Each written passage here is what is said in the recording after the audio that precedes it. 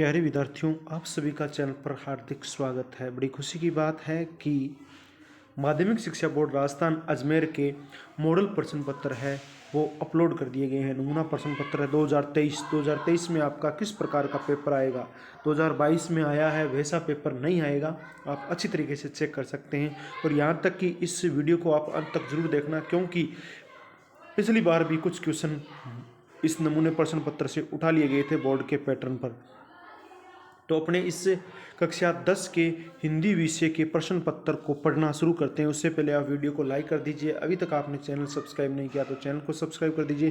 घंटे का निशान दबाकर ऑल बटन पर क्लिक करते हुए अन्य साथियों के साथ शेयर कर दीजिए। माध्यमिक शिक्षा बोर्ड राजस्थान अजमेर मॉडल प्रश्न पत्र 2023 कक्षा 10 हिंदी।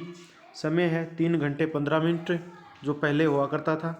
अंक 80 है और अन्य निर्देश देख सकते हैं। परीक्षार्थियों के लिए सामान्य निर्देश। परीक्षार्थी सर्वप्रथम अपने प्रश्न पत्र पर नामांक अनिवार्य लिखे, यानी रोल नंबर। सभी प्रश्न करना अनिवार्य है। प्रत्येक प्रश्न का उत्तर दी गई पुस्तिका में लिखे। जिन प्रश्नों के आंतरिक खंड है उन सभी के प्रश्न एक साथ लिखे। ये निर्देश आप पढ़ सकते हैं, क्योंकि आप पहली बार मेन बोर्ड का एग्जाम देने जा रहे हैं। आपने 8वीं बोर्ड का एग्जाम नहीं दिया है, क्योंकि पिछले सेशन आपको क्रमोन्नत कर दिया गया है, तो आपका पहला ही ये बोर्ड एग्जाम है। प्रश्न का उत्तर लिखने से पूर्व प्रश्न का क्रमांक अवश्य लिखें। प्रश्न संख्या 17, 18, 19, 20, 22, 23 आंतरिक विकल्प है, तो आंतरिक विकल्प वाले भाग एक साथ लिखोगे। ये आप देख सकते हैं। खंड है निम्नलिखित अपठित गद्यांश को पढ़कर पूछे गए प्रश्नों के उत्तर लिखिए। जयशंकर प्रसाद जी काशी की सुगनी साहू के प्रतिष्ठित घराने से उत्पन्न हुए थे। तो ये आपने गद्यांश पढ़ लिया है और इसके नीचे प्रश्न दिए हुए हैं कि उपयुक्त गद्यांश का उचित शीर्षक क्या है। जो भी ऑप्शन है एबस है उनमें से कोई लिख दीजिए।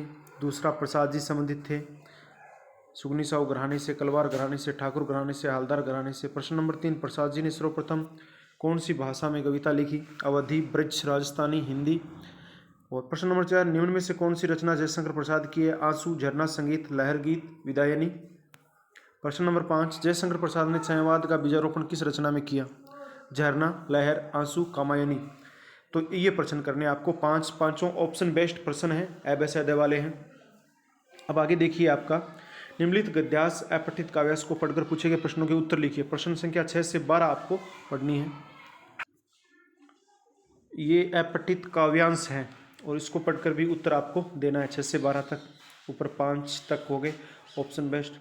चिर सजग आंखें उन्नीदी आज कैसा व्यस्त बाना, जाग तुझको दूर जाना, अचल हिमगिरी के हृदय में आज चाहे कम खोले। तो ये आप पद्यांश पढ़िए, काव्यांश पढ़िए और फिर आप नीचे दिए गए उत्तर दीजिए। जैसे 6 नंबर प्रश्न है, उपयुक्त काव्यांश का उचित शीर्षक है। प्रश्न नंबर 7, तिमिर शब्द का अर्थ है। तिमिर माने अंधकार होता है। और प्रश्न नंबर 8, आंख शब्द का पर्यायवाची युग्म है। इनमें से आंख शब्द के पर्यायवाची युग्म कौन से हैं। तो चारों में से कौन सा ऑप्शन है आप देखिए।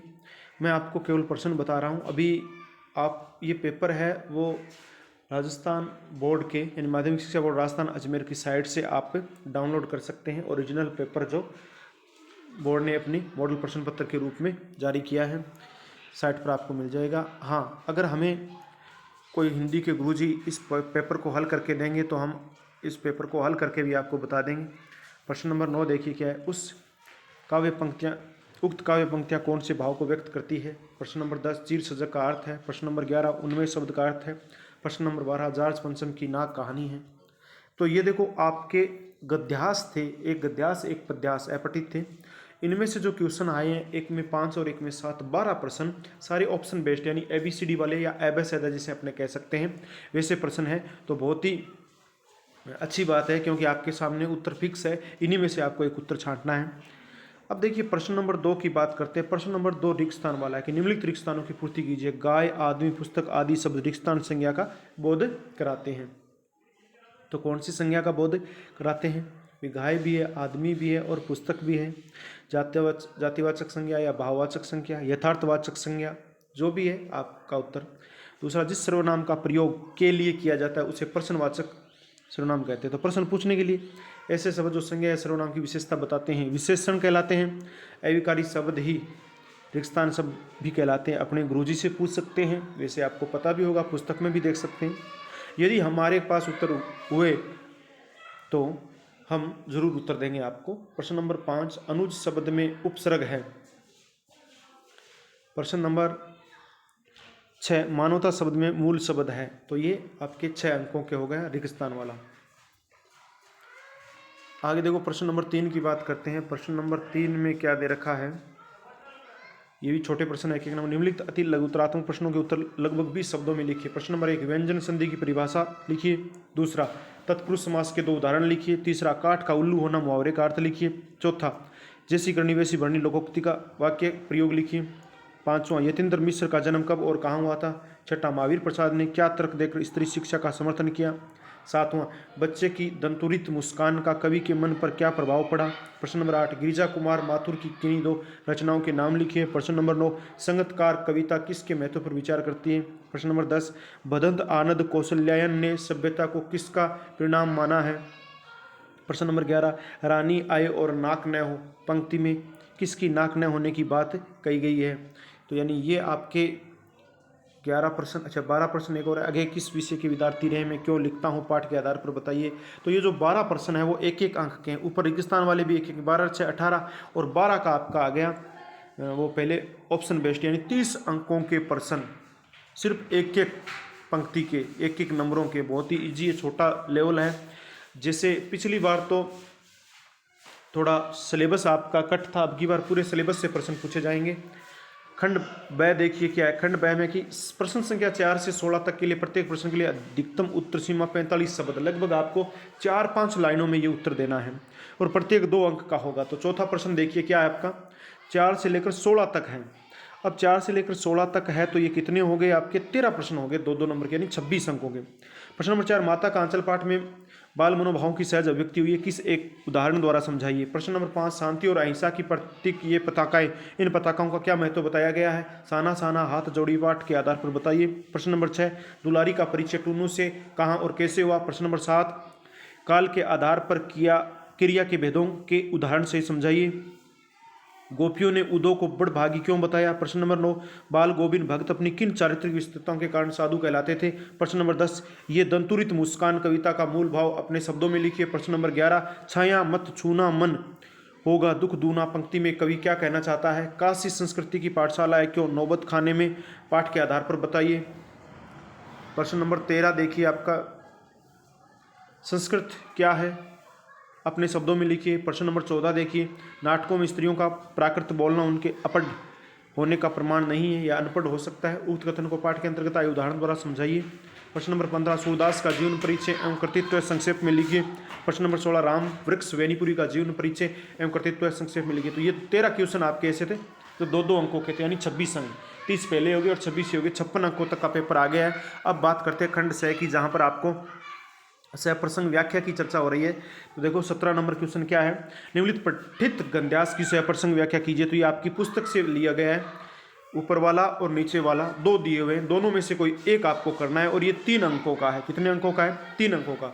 तो हो सकता है सहप्रसंग 1 अंक का है और 2 अंक की व्याख्या हो जाएगी, तो दोनों में से कोई एक आपको करना है।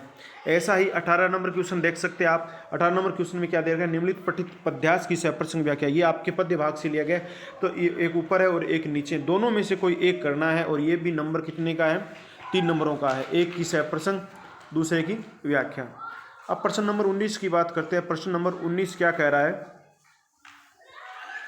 लक्ष्मण व परशुराम के मध्य हुए संवाद को उदाहरण सहित लिखिए। तो लक्ष्मण, रामायण में भगवान राम के छोटे भाई लक्ष्मण और परशुराम जी के मध्य जो वार्तालाप हुआ था उसको उदाहरण सहित आपको बताना है और आपके पुस्तक में है ही। अथवा में आत्म कथ्य कविता के मूल भाव पर विस्तृत प्रकाश डालना है। और 20वां प्रश्न है, ये 3 अंकों का हो गया। 19वां, 20वां भी 3 अंकों का है, लेकिन इसमें है क्या, फादर बुल के संकल्प से सन्यासी थे, वह मन से सन्यासी नहीं थे। मानवीय करुणा की दिव्य चमक पाठ के आधार पर उक्त कथन की व्याख्या आपको करनी है। और या ये नहीं कर सकते तो आप अथवा वाला कर दीजिए, शीला अग्रवाल कौन थी और मनु भंडारी के व्यक्तित्व पर उनका क्या प्रभाव पड़ा था। 3-3 अंकों के 19वां 20वां। अब हम खंड द की बात करते हैं। खंड द अपने आप में एक अलग क्वेश्चन है, 4 अंक का है। निम्नलिखित विषयों में से किसी एक विषय पर लगभग 300 से 350 शब्दों में एक सार गर्भित निबंध लिखना है आपको। अब ये विषय कितने हैं आपके सामने, पहला देखो मातृभाषा और उसका महत्व, 1 पर लिखना है आपको, निबंध लिखना है इसे अंग्रेजी में ऐसे कहते हैं। मातृभाषा और उसका महत्व पर लिख दीजिए, जैसे हम हिंदी हमारी मातृभाषा है, या राजस्थानी पर लिख सकते हैं, मातृभाषा और उसका महत्व लिख सकते हैं। फिर है मेरे प्रिय नेता, जो भी आपके नेता, जैसे नरेंद्र मोदी है, अब्दुल कलाम है,